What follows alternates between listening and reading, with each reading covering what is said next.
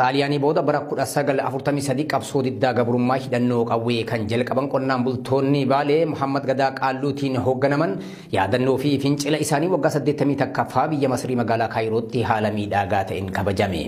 Siraa sabaaf yaadannoo fincila ijoollee Baalee akka itti aanutti qopheesseetii jira. Baalem lafa qobsuma ummanni Arsii irra jiraatu keessaa ishee takkaadha. Ummanni lafa tana irra jiraatu ummata gosa Arsii yoo ta'u, Baalee ammoo maqaa lafaati.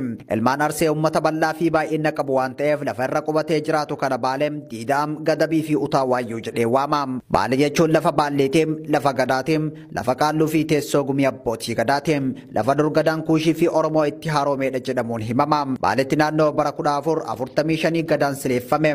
Ummanni Oromoo mootota abbaa irree kanneen akka Teediroos, Yohaannis, Minilik, Haile Sillaasee, Dargii, mootummaa adda dimokiraasaa warraaqsa ummatoota Itoophiyaa irratti qabsoo gitaa adeemsisaati ture.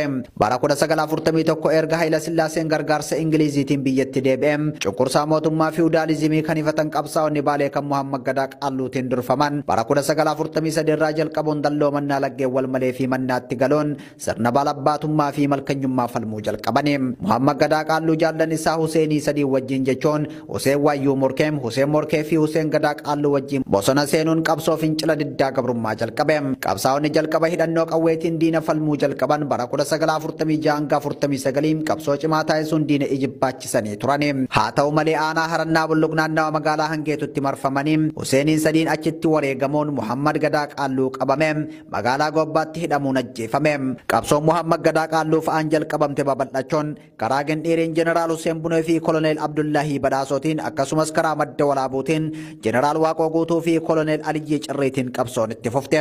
Barri 1958 hanga 59 bara qabsoon cimtuun Baalee keessatti adeemsifamaa turee fi injifannoon bal'aan itti argamaa turedha. Gurmuu qabsaa'otaa heddummataa dhufee fi hidhannoon qabsaa'otaa walgituu dhabnaan Jeneraal Waaqoo Guutuu fi Jeneraal Huseen Buneem, Koloneel Adam Jiloo fi kanneen biroo yeroo garagaraatti gara Somaaliyaa imaluun qawwee dhoombirii fi hidhannoo waraanaa kanneen biroo argatanii biyyatti deebi'uun qabsoo adeemsisaa turani. Mootummaan Haile Sillaasee xayyaara Ingiliziitiin qabsoo fincila ijoollee Baalee dhaamsuuf yaalus qabsaa'onni xayyaara Ingiliziin baddaa Baalee keessatti kuffisuun injifannoo gonfataniitii jiru. Hooggansi uummataa Haajii Adam Saaddoo qabsoo hidhannoo Baalee keessatti adeemsifamaa jiru Maccaa Tuulamaa walitti hidhuun qabsoo cimaa taasisaa turaniitii jiru. Qabsoon hidhannoo kutaalee Oromiyaa garagaraa keessatti adeemsifamaa ture hundeeffamuu ABO'tiif bu'uura akka ta'e kan himamu yoo ta'u, fincilli diddaa gabrummaa jijjiirama sirnaa fi siyaasaa Itoophiyaa keessatti fiduu danda'eetii jira. Qabsoo fincila ijoollee Baalee kana yaadachuuf amajjii 30 bara 2024 biyya Misraa magaalaa Kaayirootti ayyaanni yaadannoo fincila ijoollee Baalee adeemsifameetii jira.